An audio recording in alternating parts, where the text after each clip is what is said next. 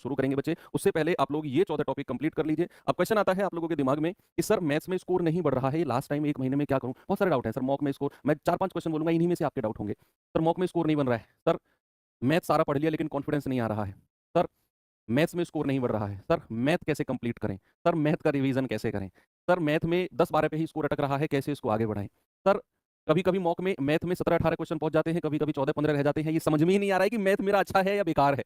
जब 17-18 क्वेश्चन सही हो जाते हैं तो लगता है यार मुझे पढ़ने की जरूरत ही नहीं है, मैथ तो मेरा परफेक्ट है। लेकिन किसी मॉक में मेरे 11-12 नंबर आ जाते हैं तो लगता है कि यार क्या कमी रहेगी, क्या पढ़ूं मैं। तो अंदर एक ऐसी डर बैठ जाता है कि यार ऐसा ना हो कि एग्जाम में मैं जाऊं और चीजें वहां भी मेरी बिगड़ जाए। बच्चा ऐसा कुछ भी नहीं है, आप लोगों के अंदर एक भ्रम है मॉक टेस्ट को लेकर। मॉक टेस्ट में आप अपने एग्जाम डे को ना कंपेयर कर लेते हो कि मॉक में बिगड़ा एग्जाम डे में बिगड़ जाएगा। भाई ऐसा कुछ भी नहीं है। मॉक इज ऑल अबाउट बस आपका टाइम मैनेजमेंट, आप किस तरीके से और कितने अच्छे से टाइम को मैनेज करते हैं, वहां जाके एग्जाम प्रेशर को झेलते हैं। मॉक टेस्ट आपको एग्जाम प्रेशर को झेलना सिखाता है।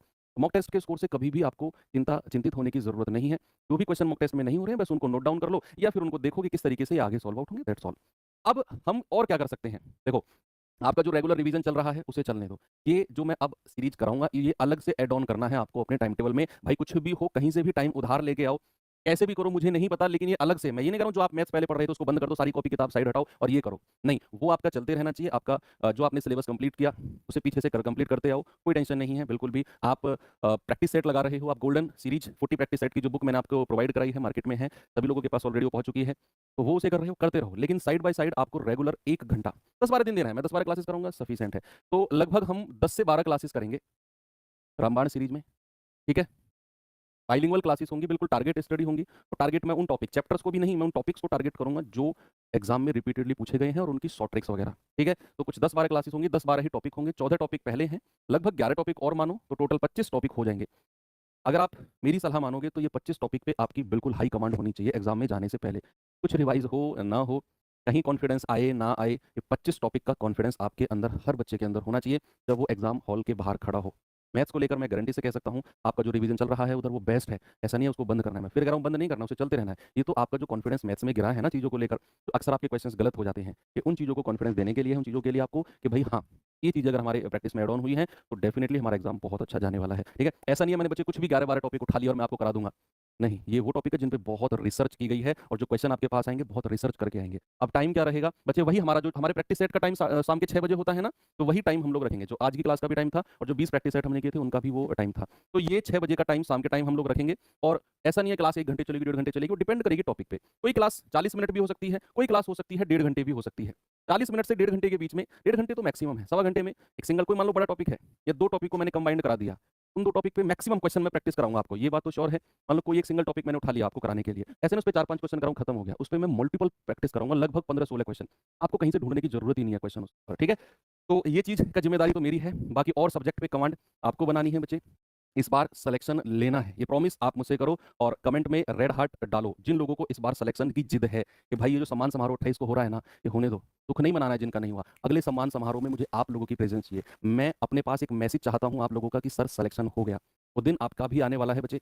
अभी हो सकता है एक सपना सा लगे, जब फर्स्ट टाइम मेरा भी सिलेक्शन नहीं हुआ था तो मुझे भी लगा था कि यार ये जो लोग सेलेक्ट होते हैं क्या भगवान इनको बना के भेजता है, इनका दिमाग कोई अलग से बनता है यार, हम में ऐसा क्या नहीं है जो इन लोगों के पास में। आप लोगों को भी ऐसा लगता होगा ना, कुछ भी अलग नहीं है बच्चे। थोड़ा खेल प्रैक्टिस का है, थोड़ा खेल रिवीजन का है और थोड़ा खेल समय का है। किस्मत का नहीं, समय का थोड़ा खेल है। उस समय आपका नहीं था जब आपका सिलेक्शन नहीं हुआ, लेकिन जो आने वाला समय है ये आपका है और इसे आप कैसे यूटिलाइज करते हो, वो दिन जिस दिन फाइनल रिजल्ट आएगा उस दिन आपका नाम पीडीएफ में होगा। आजकल तो लोग इंस्टाग्राम पे स्टोरी बना के डालते हैं, बहुत अच्छा है, वो मोटिवेशन के लिए बहुत अच्छी है। तो वो स्टोरी भी स्क्रॉल करते हुए आपकी मैं देखना चाहता हूँ, ठीक है। आपके फादर हैं, इस बार शायद उनको थोड़ी सी निराशा हुई होगी कि यार गांव में से 2-3 बच्चों का हो गया, हमारे का नहीं हुआ। ये होता है, हर किसी को होता है कि हमारे का नहीं हुआ, तो लोग आस पड़ोसी अक्सर जजमेंट बना लेते हैं, पढ़ाई नहीं होगा, वो लोग पढ़े हैं इसलिए उनका हो गया। ये तो ऐसा, इसका तो मैं बताते पढ़ाई नहीं होगा, लेकिन उनकी विचारधारा को बदलना आपकी जिम्मेदारी है। जिम्मेदारी इन द सेंस कि उनको जाके नहीं कहना भाई मैं बदलूंगा अपनी आपकी विचारधारा, अपने दिमाग में चीज़ों को मैनिपुलेट उनको करने दो। आपको अपने दृढ़ संकल्प में रहना है और अपनी तैयारी को डोंट वरी बेहतरीन बनाना है। हम लोग आपके साथ हैं, चाहे मैं रीजनिंग की बात करूँ, चाहे हिंदी की, चाहे जीएस की, चाहे मैथ्स की, हर टीचर पूरा डेडिकेटेड होकर आपके साथ है। आप ये बात बहुत अच्छे से जानते हैं। आर्टोले चैनल्स के साथ जब आप जुड़ते हैं तो आपको ऐसा नहीं लगता होगा कि यार ये कोई चैनल है या ये कोई प्रोफेशनल टीचर्स हैं। आपको लगा है, कभी नहीं लगा, किसी भी बच्चे को नहीं लगा होगा कि यार यहाँ पर प्रोफेशनल बातें होती हैं, बस वही सूट बूट पैंट वैंट वाले, वो नहीं है। यहाँ पर आपको ऐसा लगता होगा यार ये तो फैमिली के बड़े भैया हैं हमारे जो हमको पढ़ा रहे हैं। कभी भी आपको ज़रूरत पड़ी है तो पॉसिबल हुआ है तो आपसे बातचीत भी हुई होगी और डेफ़िनिटली जब आप सेलेक्ट हो जाएँगे तो आपको बुलाकर हम लोग सम्मानित भी करेंगे, ठीक है?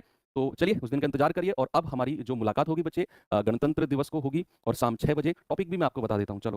पहला टॉपिक जो हमारा होगा वो ये होगा, आप स्क्रीनशॉट ले लीजिए इसका, संपत्ति का बँटवारा, डिवीज़न ऑफ प्रॉपर्टी, एसआईसीआई में पूछे जाने वाले मोस्ट रिपीटेड क्वेश्चन। आपने देखा होगा जो जीडी इस बार हुआ है उसमें सवाल बहुत आए थे।